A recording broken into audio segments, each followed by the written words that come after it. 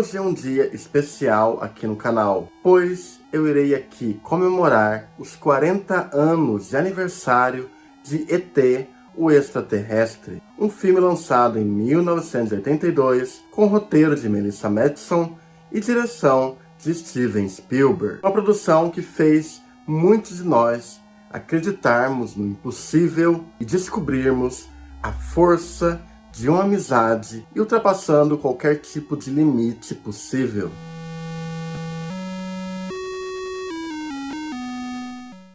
Muito bem, então sobre o que é esse filme? A produção conta a história de Elliot, um menino que faz amizade com um extraterrestre apelidado de ET, que está preso na Terra devido a um incidente. Agora, Elliot e seus irmãos ajudam o ET a retomar seu planeta natal, enquanto se escondem do governo opressivo. Esse filme foi um grande sucesso de crítica e público, um projeto pessoal e grandioso de Spielberg que alavancou toda uma tendência de blockbusters aventurescos da época e influencia até hoje diversos filmes e também séries. Uma obra que se equilibra perfeitamente em ser um espetáculo cinematográfico que caminha por diversas emoções, mas ao mesmo tempo insere um retrato pessoal e forte sobre crianças crescendo com dificuldades, expõe medos sobre o governo e ainda é capaz de sintetizar muito bem a vida do subúrbio. Porém, esse é um filme que passou por muitos estágios até se tornar esse grande clássico que todos nós conhecemos. É isso mesmo, hora de mais uma vez vermos um pouco de contexto histórico e das dificuldades do processo de produção de um filme. Então prepare seu café, que a jornada vai ser longa. O despertar da produção ocorre de maneira bem incomum. O conceito inicial da história do filme foi baseado em um amigo imaginário que Spielberg criou após o divórcio de seus pais em 1960. É por isso que adota um certo pesar a respeito de figuras paternas, e também é por isso que existe uma energia lúdica e inocente ao redor de toda a aventura. Após o divórcio de seus pais, ele disse que o alienígena imaginário era um amigo que poderia ser o irmão que ele nunca teve e um pai que ele não sentia mais. O projeto acabou sendo posto de lado por conta de atrasos da produção do filme 1941, mas essa ideia e o conceito dele fazendo um pequeno filme autobiográfico sobre a sua infância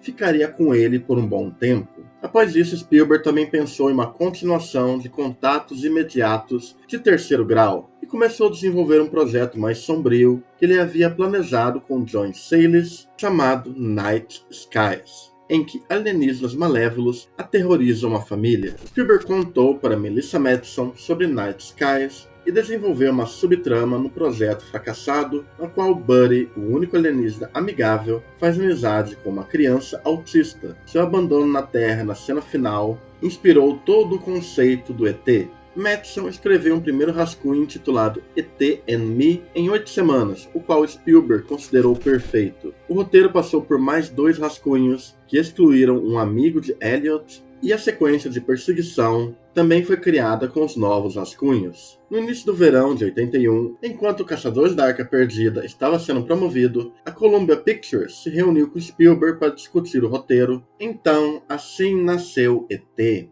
em uma união de acontecimentos que criaram um cenário oportuno para o filme nascer. Um dos aspectos mais interessantes é como esse mundo foi modelado. Primeiramente, é preciso destacar o belo trabalho do artista italiano de efeitos especiais, Carlos Rambaldi, que criou o design para ET, e anteriormente ele havia projetado os alienígenas de Contatos Imediatos de Terceiro Grau. Ele foi contratado para projetar os animatrônicos baseado em suas próprias ilustrações intituladas Woman of Delta e teve o rosto inspirado em Carl Sandburg, Albert Einstein e Ernest Hemingway. Para criar essa ilusão do personagem, foram precisos 4 cabeças, algumas com expressões e uma com animatrônico, além de uma fantasia. Além disso, teve auxílio de 2 anões, que assim como Matthew Demerit, se revezaram vestindo a fantasia, dependendo da cena que estava sendo filmada. O boneco do ET foi feito em 3 meses com um custo de 1,5 milhões, com aparência que, segundo Spielberg, apenas uma mãe poderia amar. Outro passo importante foi a escalação do elenco, com um elenco em sua maioria com nomes infantis. Thomas, que fez um teste em um traje de Indiana Jones, não teve bom desempenho nas audições formais, mas chamou a atenção dos cineastas em uma cena improvisada. As lembranças de seu falecido cão o ajudaram a realizar cenas onde seu personagem chorava. Robert McNaughton fez o teste 8 vezes para interpretar Michael, às vezes com outros garotos que fizeram testes para Elliot. Spielberg sentiu que Drew Barrymore tinha a imaginação certa para a travessa Gertie, depois que ela o impressionou com uma história sobre como ela havia liderado uma banda de punk rock. Além disso, também temos no elenco de apoio os adultos interpretados por Peter Coyote e Dee Wallace, que trabalham muito bem, ainda que tenham muito menos tempo de tela que as crianças. Coyote é charmoso e apresenta um personagem interessante para a trama, que faz um tipo de aliado enigmático das crianças em determinado ponto do filme. E além disso, temos na Dee Wallace uma mãe que consegue internalizar muitas emoções até o momento que elas explodem em situações específicas, tudo relacionado a essa criação dos filhos e a essa vida que ela leva. Mas, como é esperado, o grande destaque fica para as crianças que possuem um perfil que é carismático, porém, ainda assim, relacionável com o público, e muito disso se deve, com certeza, à bela direção de atores que Spielberg faz no filme, pois consegue conduzir eles perfeitamente e extrair as emoções mais sinceras desse grupo de atores mirins, com destaque especial para Henry Thomas, que é o grande pilar desse filme, junto do ET, além, é claro, de atuações marcantes nos outros personagens. Um fato interessante que Spielberg diz que todo esse trabalho que ele teve com crianças ajudou a deixar ele preparado para ser pai futuramente. O principal trabalho de voz do ET para o filme foi realizado por Pat Welsh. Ela fumava 2 maços de cigarro por dia, o que dava à sua voz uma qualidade que o criador de efeitos sonoros, Ben Burtt, gostava. Fascinating. Sim, é isso mesmo que você ouviu.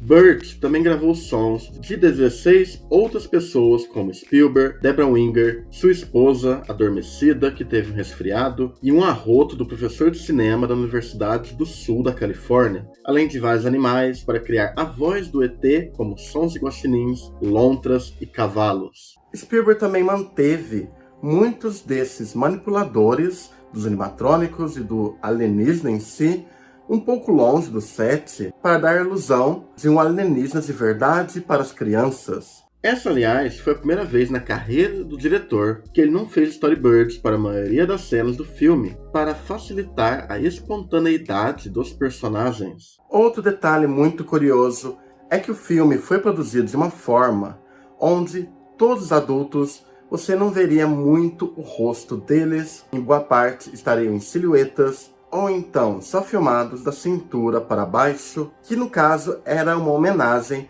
aos desenhos de Tex Avery. Isso é algo muito curioso.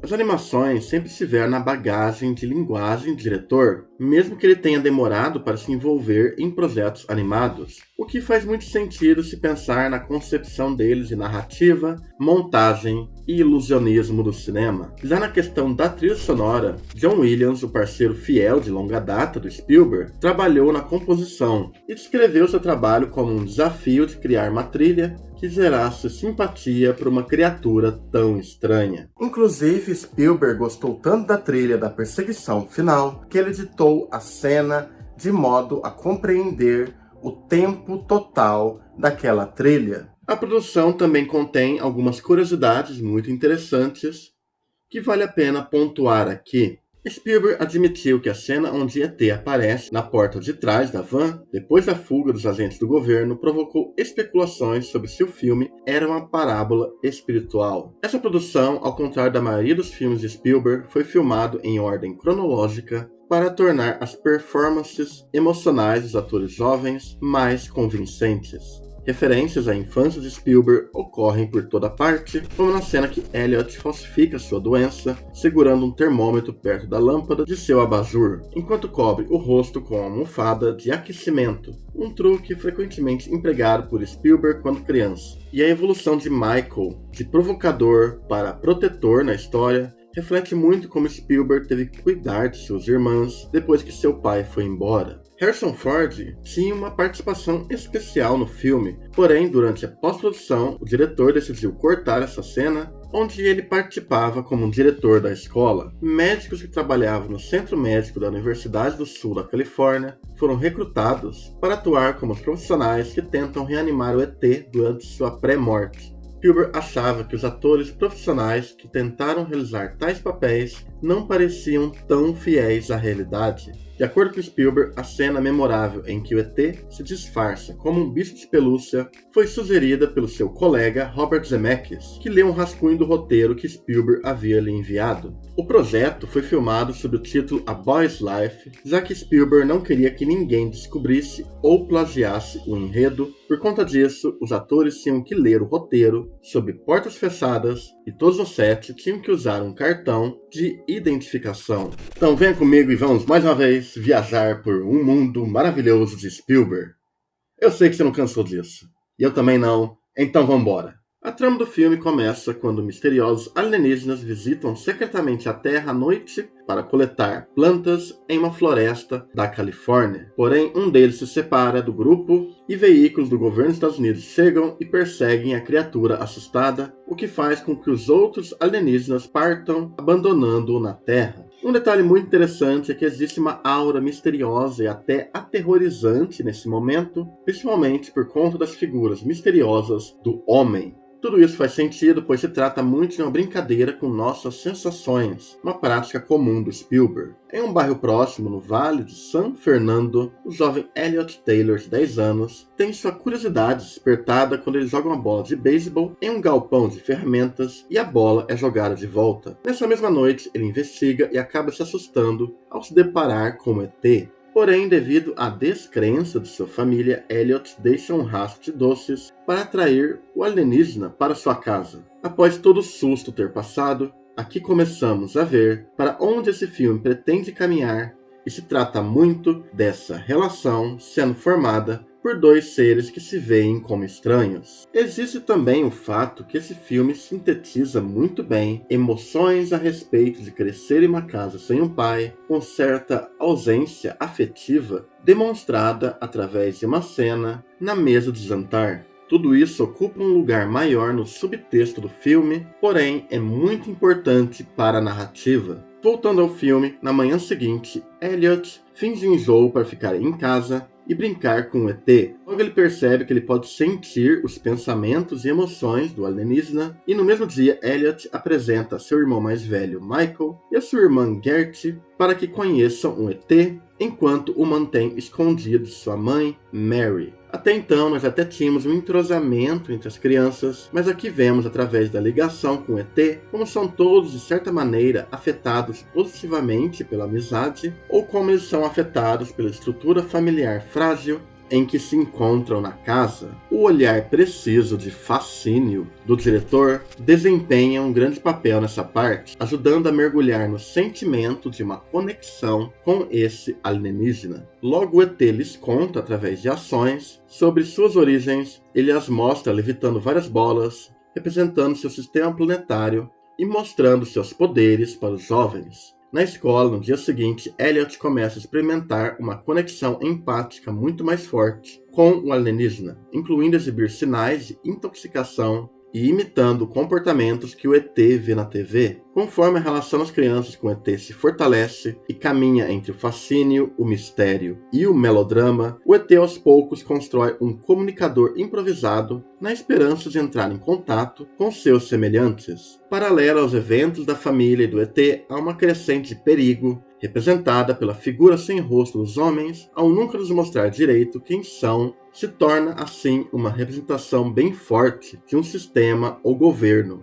Você, como público, tem certa noção de quem eles podem ser e cria-se assim uma ansiedade sobre o que vai acontecer com os protagonistas. O ponto em que Elliot salva sapos na escola diz também muito sobre esse medo do ET ser dissecado pelo governo.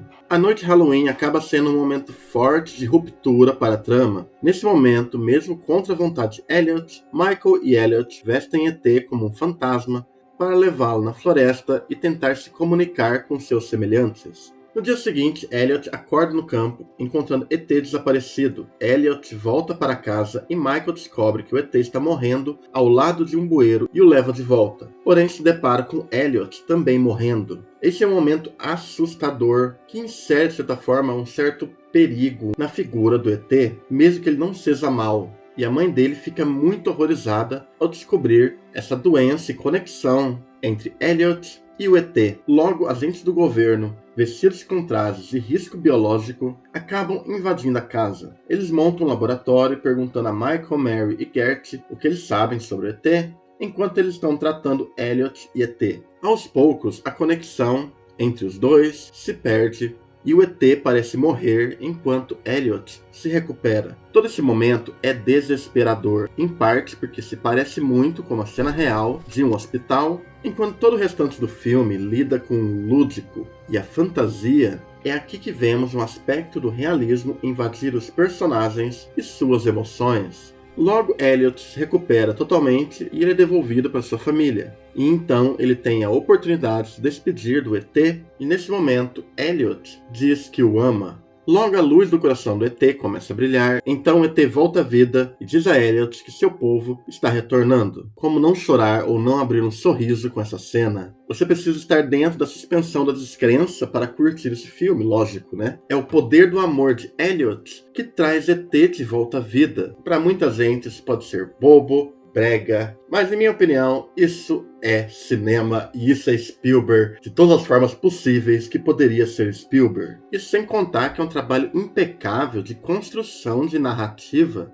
a direção sempre muito bem acompanhada da trilha e atuações que nos enganam e nos direcionam para caminhos sombrios, só para que nos surpreenda logo em seguida. Pouco importa se por acaso você suspeitava do que pudesse acontecer, pois a forma como isso lhe é entregue é sensacional. Mas sem mais delongas, após passar por tantos desafios, tantos problemas, esse é o grande momento do filme. Então Elliot e Michael roubam a van em que ET havia sido carregado, e então temos a grande perseguição icônica. Aqui temos amigos de Michael se juntando a eles em bicicletas e fugindo das autoridades. Para escapar, ET os ajuda usando seus poderes e fazendo com que essas bicicletas comecem a voar. De pé perto da nave espacial, o coração de ET brilha enquanto ele se prepara para voltar para casa, enquanto os demais personagens aparecem no cenário. ET então se despede de Michael e Gert enquanto ela o presenteia com uma flor que ele havia revivido no início do filme.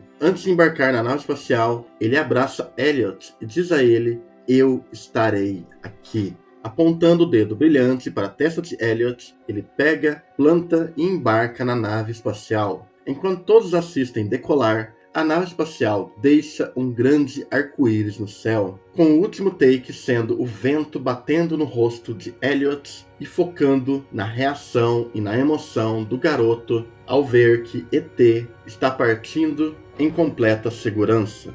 Esse final é nada menos que grandiosamente poderoso. Fazer um filme que cumpre todos os seus objetivos é difícil, mas é ainda mais complicado decidir qual é o seu último frame. Como você conclui um filme? E a resposta aqui está na emoção pura e profunda. São tantas emoções e conceitos diferentes que podem ser interpretados por esse take do Elliot, mas não apenas por esse take, mas ao longo de todo o filme há muita informação e muito a ser compreendido de formas diferentes. Para muitos, o ET pode ser um irmão ou um animal, mas ele também é, de certa maneira, um pai atencioso para essas crianças que estão crescendo e mudando. Porém, o filme tem certas escolhas que nos colocam dúvidas que são até muito ousadas. Mesmo após o ET se revelar dócil, a narrativa mantém um tom tenebroso ao redor dele. A mistura perfeita de fascínio e medo em meio a um mistério. E sem contar que há também a paranoia e o medo do governo e do homem. ao mesmo tempo que possuímos uma representação bem sincera sobre a vida no subúrbio. Essa é uma obra-prima sem igual no cinema. Desde atuações, representações temáticas, uso de linguagem e de narrativa, é um filme rico, é gigantesco. E.T. é, acima de tudo, o coração e talento de Spielberg manifestado em forma de um filme que se tornou mais do que um filme. Senhoras e senhores, E.T. é nada mais e nada menos que um acontecimento. Mais uma vez, obrigado, Steven Spielberg. Como podem perceber, E.T. é um grande filme que conseguiu ultrapassar todo tipo de limite possível, misturando diversos elementos como melodrama, aventura, humor, ficção científica, fantasia, realismo, tudo isso em um filme semi-biográfico sobre o Spielberg, que ainda fala muito sobre paranoias americanas e também sobre como é crescer com pais divorciados e sobre como é a vida em subúrbios. É um filme que não tem vergonha de ser o que ele é e que abraça com muito gosto tudo o que ele faz. Espero que tenham gostado aqui desse vídeo. Eu quis dissecar essa produção, seus aspectos de bastidores e seus aspectos de linguagem e de narrativa. Aproveite aí e reveja E.T. É sempre uma maravilha poder rever esse filme incrível do Steven Spielberg. E é sempre muito bom estar falando de Spielberg aqui no canal. Eu gosto muito de falar de Spielberg aqui. Futuramente eu quero falar de outras coisas, filmes que ele produziu, que são interessantes, e algumas coisas obscuras da carreira dele. É sempre um prazer poder mergulhar na carreira desse diretor que tornou muita coisa fantástica em Hollywood. E como sempre digo, se quiser apoiar o canal, verifique na descrição do vídeo as formas de apoiar o canal. Então é isso, a gente fica por aqui. Até mais e falou!